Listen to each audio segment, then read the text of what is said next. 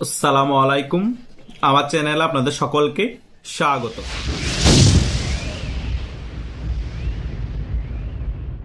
বাংলাদেশের মধ্যে একটি ইনক্লুসিভ নির্বাচন দেওয়ার জন্য ইউরোপীয় ইউনিয়ন, রাশিয়া এবং ভারত উঠে পড়ে লেগেছে। ডক্টর ইউনূসকে যতটুকু চাপ দেওয়া সম্ভব ততটুকু চাপ দিচ্ছে। এখন ডক্টর ইউনূস কি সিদ্ধান্ত নেবে সেটা ডক্টর ইউনূসের একেবারে একান্ত বিষয়, কিন্তু আন্তর্জাতিক একটা বিষয় থাকে প্রত্যেকটা দেশের রাজনীতিতে। এখন মূল কথা হচ্ছে, ডক্টর ইউনূস কি আদৌ আওয়ামী লীগের উপর যে কার্যক্রমে নিষেধাজ্ঞা দেওয়া হয়েছিল সেটাকে তুলে নিবে এবং বাংলাদেশ আওয়ামী লীগকে নির্বাচন করার সুযোগ দিবে? এটা অনেকের মনে প্রশ্ন।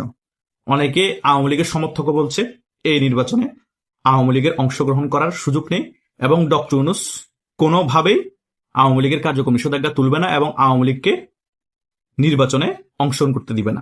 এ বিষয়ে আমি অনেকাংশে একমত। কেন একমত? কারণ ডক্টর ইউনূস মাথা নত করতে চাচ্ছেন না। ডক্টর ইউনূস বিভিন্ন ধরনের কজ দেখিয়ে বলার চেষ্টা করছে আওয়ামী লীগ এখনো ক্ষমা চায়নি, আওয়ামী লীগ যদি ক্ষমা চায় তাহলে রিকনসিলিয়েশনের সুযোগ আছে আওয়ামী লীগের জন্য। এটা বলার মানে হচ্ছে তিনি চাচ্ছে যে আওয়ামী লীগের উপর কার্যক্রম নিষেধাজ্ঞা যেটা আছে সেটা তুলে নিতে এবং আওয়ামী লীগকে নির্বাচনে অংশগ্রহণ করার সুযোগ করে দিতে, এই বহির্বিশ্বের চাপের কারণে কিন্তু একটা অপশন ছুড়ে দিয়েছে। এই ডক্টর ভালো করে জানে আওয়ামী লীগ দরকার হলে যারা কর্মী আছে বিষ খেয়ে মরে যাবে, তবুও ডক্টর ইউনূসের কাছে তারা ক্ষমা চাইবে না। কেন ক্ষমা চাইবে ভাই?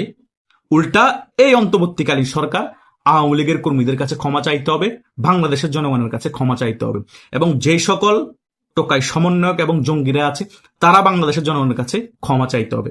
এখন অনেকের প্রশ্ন হতে পারে, আপনি হঠাৎ করে কি বলছেন? কেন ডক্টর ইউনূস ক্ষমা চাইবে? কেন এই সকল এনসিপি নেতারা ক্ষমা চাইবে?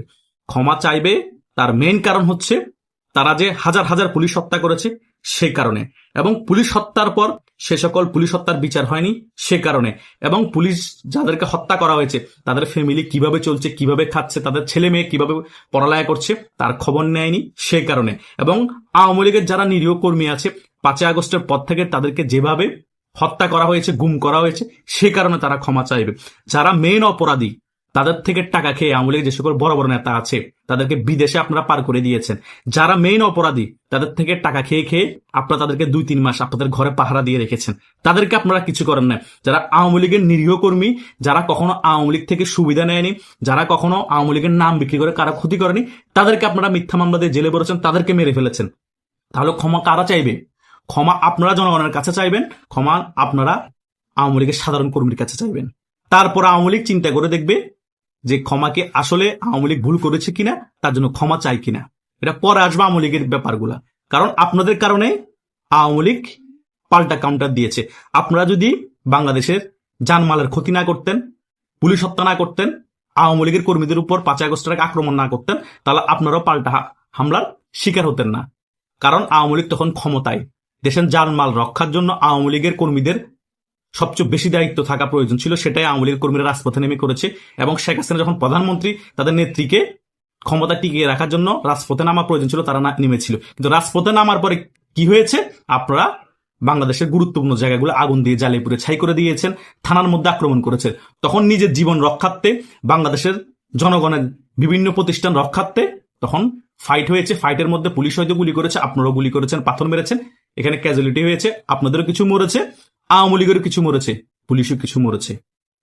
ক্ষমা যদি চাওয়ার হয় আগে আপনারা চাইতে হবে, কারণ আপনাদের কারণে এই সকল বিষয় ঘটেছে, বাংলাদেশ ধ্বংসের মুখে চলে গিয়েছে। আর যদি ক্ষমা না চাওয়ার হয় তাহলে কেউ ক্ষমা চাইবে না। সকলের বাংলাদেশে রাজনীতি করার অধিকার আছে। ভুল যদি আপনাদেরও থাকে, আওয়ামী লীগেরও আছে, আওয়ামী লীগের যদি ভুল থাকে আপনাদেরও আছে, কিন্তু মেইন ভুল আপনারা নিজেরাই মেটিকুলাস ডিজাইন করেছেন, আপনারা নিজেরাই শিকার গিয়েছেন। তার মানে যারা মেটিকুলাস ডিজাইন করবে, যারা জঙ্গি হামলা করবে তারা ক্ষমা চাইবে না, যারা জঙ্গি হামলার শিকার হবে, দেশকে রক্ষা করার জন্য যারা ফাইট ব্যাক দিবে তারাই বুঝি ক্ষমা চাইবে? নাটক, এই নাটক আর চলবে না। অলরেডি ইউরোপীয় ইউনিয়ন অনেকবার এই বিষয় নিয়ে বক্তব্য দিয়েছে এবং ইউরোপের যতগুলো দেশ আছে বাংলাদেশের আগামী নির্বাচন সম্পর্কে বিভিন্ন এমপিরা পার্লামেন্টে বক্তব্য দিয়েছে। ব্রিটিশে বলেন এবং আমেরিকার কংগ্রেসে বলেন, সকল জায়গায় কিন্তু এই বাংলাদেশের নির্বাচন নিয়ে কথা হচ্ছে এবং আওয়ামী লীগের নির্বাচন অংশগ্রহণ নিয়ে কথা হচ্ছে। এ সকল চাপ সহ্য করে যদি নির্বাচন ডক্টর ইউনূস দিয়েই দেয়, বিএনপিরই ক্ষতি। নির্বাচন না হলেও বিএনপির ক্ষতি হবে, বিএনপির নির্বাচন দিলেও বিএনপির ক্ষতি হবে। কথা বুঝেন নাই? কিন্তু নির্বাচন হয়ে গেলে আওয়ামী লীগ ছাড়া বিএনপির ডাবল ক্ষতি হবে। নির্বাচন না হলে তো এখন যেভাবে আছে সেভাবে চলবে যতদিন আওয়ামী লীগ কামব্যাক করতে না পারে, কিন্তু নির্বাচন যদি হয়ে যায়, এখন কি ক্ষতি হচ্ছে বিএনপির? তার ডাবল ক্ষতি হবে বিএনপি। বিএনপি বুঝেও কেন না বুঝার ভান করে আছে সেটা আমি বুঝছি না। ওই আমার গ্রামের একটা কাকা আছে, কথার কথাটা সবসময় বলতো যে যে বুঝে সে আমার ভাই, যে বুঝে না সেও আমার ভাই, যে বুঝেও না বুঝার ভান করে সে হচ্ছে চুদির ভাই। এখন বিএনপি কে আসলে চুদির ভাই হয়ে থাকবে, নাকি সত্যিকারের বড় দল, রাজনৈতিক দল হিসেবে সাংগঠনিকভাবে তাদের দক্ষতা দেখাবে? তারা কেন এই ডক্টর মুজের পাতানো ফাঁদে পা দিচ্ছে? ক্ষমতার মোহে অন্ধ হয়ে কোনো লাভ নাই। আমরা বাংলাদেশকে ভালোবাসি। যদি বাংলাদেশপন্থী রাজনীতি করতে চান, বাংলাদেশে সকল রাজনৈতিক দলের অংশগ্রহণে নির্বাচন করতে হবে এবং বাংলাদেশ আওয়ামী লীগের মতো বড় রাজনৈতিক দল বাংলাদেশে রাজনীতি করতে হবে।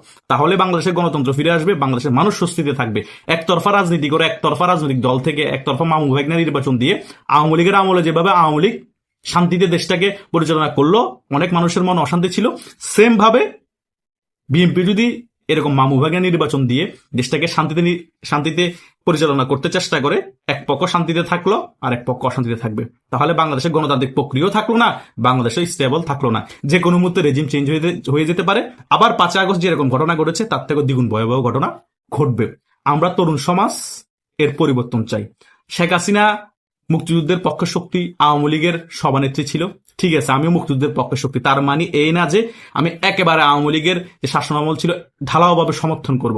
ওই শাসনামলও অনেক আহামরি যে ভালো কিছু করে ফেলেছিল বাংলাদেশের, তা না, কিন্তু মন্দের ভালো ছিল বাংলাদেশের মতো দেশের জন্য। আওয়ামী লীগের শাসনামলের মতো বাংলাদেশে এরকম 1971 সালের পরে কেউ শাসন করতে পারে না। সেই কারণে আওয়ামী লীগের এই শাসনামলকে ভালো কিছু ফুটিয়ে তোলা হয়, তাছাড়া আর কিছুই না। কথা বুঝতে পেরেছেন?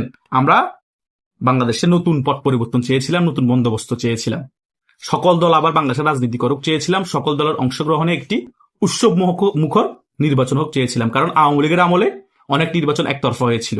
আওয়ামী লীগ যেটা ভুল করেছে এই সরকারও কিন্তু তার ডাবল ভুল করে দেখিয়ে দিয়েছে। অলরেডি বিশাল বড় একটা আত্মঘাতের সিদ্ধান্ত নিয়েছে, এটা আত্মহত্যার সামিল। এটা কোনোভাবেই কাম্য না। বাংলাদেশের এক পক্ষ জনগণ 10-12 বছর ভোট দিতে যেতে পারেনি, এখন আরো 40-50% মানুষ ভোট দিতে যেতে পারবে না। তো লাভ কি? জেল হাউস সে কদু, ওই ডিক্টেটরশিপ। কথা বুঝেন নাই? হুদাই শেখ হাসিনাকে ফেসিস্ট বলা হয়। বাংলাদেশে 1971 সালের পরে আমি অনেক ভিডিওতে বলেছি কোন রাষ্ট্রশাসক ফেসিস্ট ছিল না। শেখ মুজিবের ফেসিস্ট আচরণ ছিল, জিয়া রহমানের ফেসিস্ট আচরণ ছিল, এই হোসেন মোহাম্মদ এরশাদের ফেসিস্ট আচরণ ছিল, খালেদা জিয়ার ফেসিস্ট আচরণ ছিল, শেখ হাসিনার ফেসিস্ট আচরণ ছিল, ডক্টর ইউনূস একেবারে ফেসিস্টের দাদা মা খালা যত কিছু আছে পৃথিবীতে সকল কিছুই। কথা বুঝেন নাই? কোনো কিছুই ডক্টর ইউনূস বাদ রাখে নাই। ডক্টর ইউনূস নানাও নানিও ফেসিস্টে, ডক্টর ইউনূস দাদাও দাদিও ফেসিস্টে, ডক্টর ইউনূস পুরুষলিঙ্গ স্ত্রীলিঙ্গ ফেসিস্টে। ডক্টর ইউনূস হচ্ছে বাংলাদেশের ফেসিস্টের আইডল। ডক্টর ইউনূস কখনো পতন হলে ফেসিস্টের আইডল হিসাবে ডক্টর ইউনূসের একটা প্রতিমূর্তি বা পেন্টিং করে যে কোনো জায়গায় জাদুঘরে রেখে দিতে পারবেন।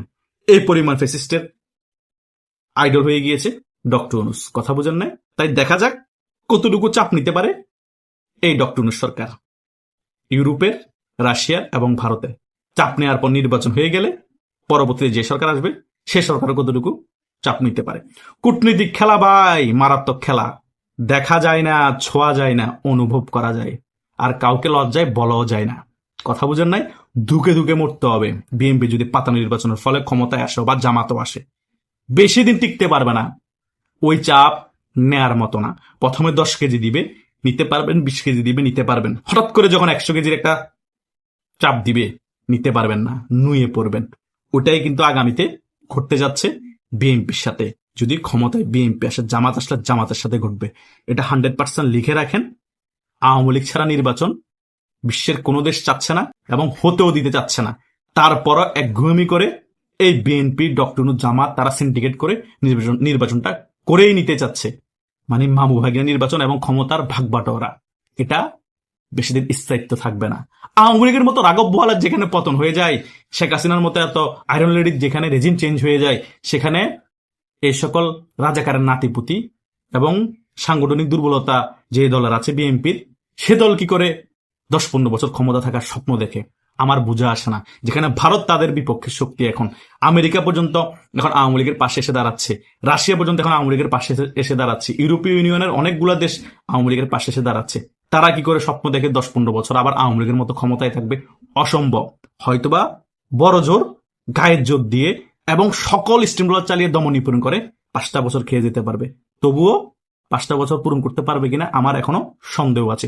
ঘুরে ফিরে আমি সব বিরতি বলি না ওই তত্ত্বাবধায়কে আসতে হবে, যে তত্ত্বাবধায়ক বাতিল করেছিল শেখ হাসিনাও সেটাতে আসতে হবে, এবং বিএনপি যেটার জন্য আন্দোলন করেছিল বিএনপিও সেটাতে আসতে হবে। তখনই হবে যে পারফেক্ট একটা ইলেকশন, ফ্রি অ্যান্ড ফেয়ার। আর সেই ইলেকশনে কারা জয়লাভ করবে আপনাদের কাছে আমি প্রশ্ন রেখে গেলাম, আপনারা আমার কমেন্ট বক্সে উত্তর দিয়ে দিবেন। আশা করছি আপনারা সকল বিষয় বুঝতে পেরেছেন। আপনাদের যদি কোনো মতামত থাকে কমেন্ট করে জানাতে পারেন। ধন্যবাদ সকলকে।